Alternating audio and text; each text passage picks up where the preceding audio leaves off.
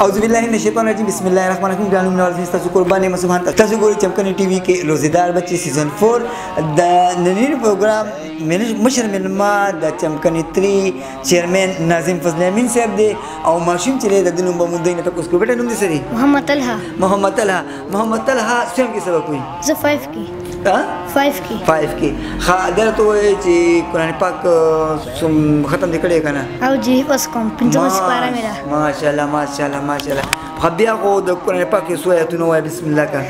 أعوذ بالله من الشيطان الرجيم بسم الله الرحمن الرحيم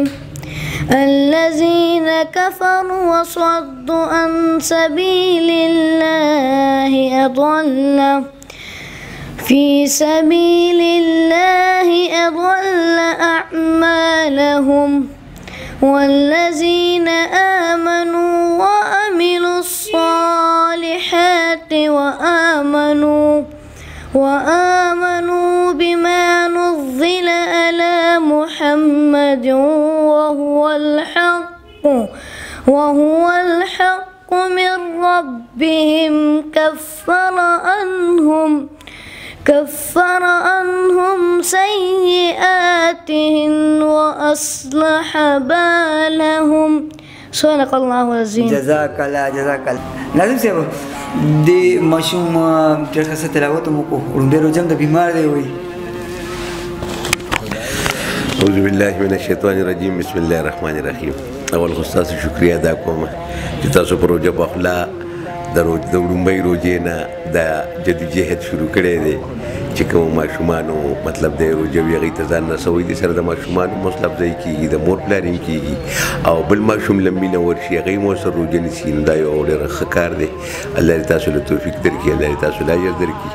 او ماشوم خو بس زموږ بچی دی او رارم دی الحمدلله ښایسته تلاوت یې وکړو او روزې مو نیوه دا د ماشومانو د بچپن روزې زما د زوی دی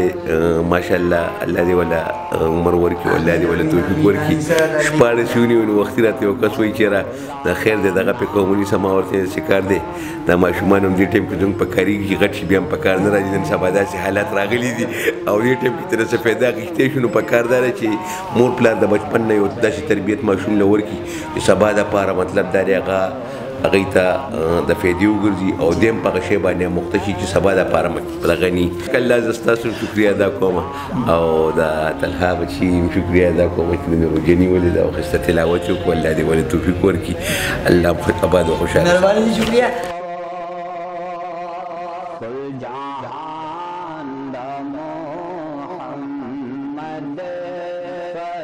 د دې پروګرام چې کوم زموږ مشر ملمه دی ناظم فضل امین صاحب د هغه زوی محمد امین چې کوم د ماشوم ته انعام ورکړو هغه سره هم یو دوه خبرې کوو محمد امین دا ته ووایه چې تاسو روژې نیولې دي 14 او زبردست ټکړې خو یې نه شپاړس نیولې ښه محمد امین ځکه نه یو دوه آیاته د قرآن پاک تلاوت کړه أعوذ بالله من الشيطان الرجيم بسم الله الرحمن الرحيم والعاديات ضبحا فالموريات قدحا فالمغيرات صبحا فأثرن به نقعا فوسطن به جمعا إن لسان الأمر لكنود وإنه على ذلك لشهيد وإنه لحب الخير لشديد